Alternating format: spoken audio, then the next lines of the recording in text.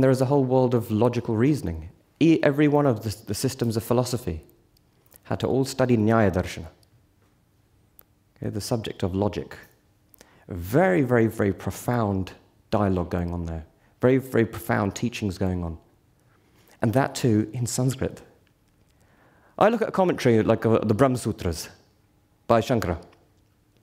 I turn the page, and this is in English, of course, because that level of Sanskrit is way beyond me.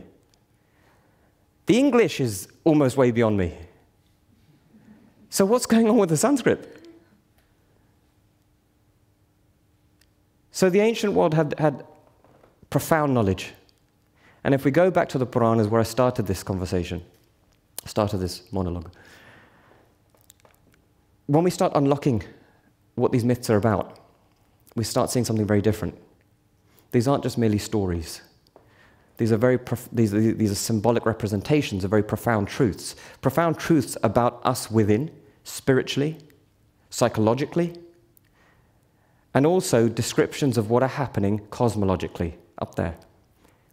And they're not different. There is an intrinsic link. Whatever is happening up there is happening within. This is our explanatory tool to trying to understand Jyotish. And it's rooted in the beautiful Vedic idea, which seems to have disappeared for so long, and certainly needs a revival. This beautiful Vedic idea of Rita, cosmic order. Everything is flowing. Everything is in a natural flow. Mystics have understood this. Mystics have recognized this. And I'll be speaking about them in a moment. But to live within that order, in that acceptance, this nicely moves on to another area that the ancients decided to explore. A very profound area, because all these other subjects that I've mentioned, they are subjects to do with objects of consciousness.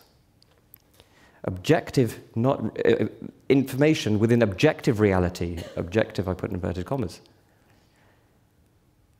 Yet the ancient seers, they explored a very special type of subject, and that is the nature of the subject, the nature of the experiencing subject, the nature of consciousness.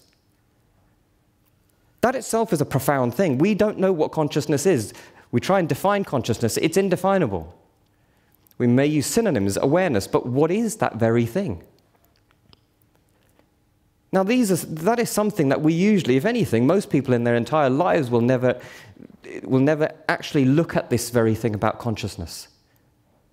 We'll never look at the experiencing self, but just that which is experienced.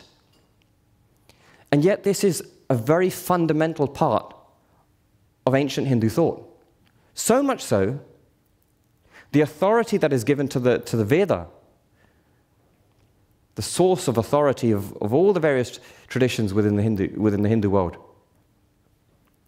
it forms part of that. It's that important. The end of the Veda, Vedanta, the Upanishads, it's an investigation into the nature of consciousness. Put everything else aside, who am I? There is experience going on of all these things in the world, but who's experiencing these things? And we go through life rarely ever paying any attention to that.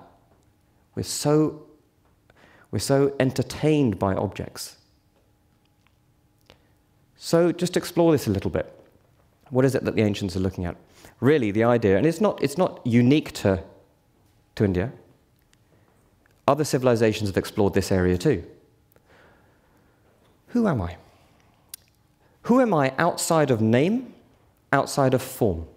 Who am I outside of the labels that have been given to me by society? Who am I on my own terms? Any label that is given to me is a label to do with what? Or to do with whom? To do with this body, to do with this mind. It's to do with identities, external identities. But what is the identity of that is experiencing all these things? This is what they explored, and of course there is no name for it other than we give the label awareness. It is the subject of experience. I objectify my hand, because I'm not my hand, I objectify it. I'm not my body, I objectify it. I'm not my mind, I objectify it. So who is the I that is objectifying? What is the subject?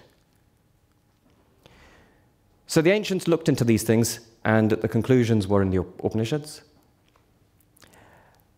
But why is this important? It's not simply just a mental exercise. It is for the purpose of something that every individual strives for, from the moment they're born to the moment they die. And it's been happening all throughout time. We are striving for one single thing, and every action that we do lends itself to this. Without any success, ironically, but yet we still do it. And that is for happiness and contentment.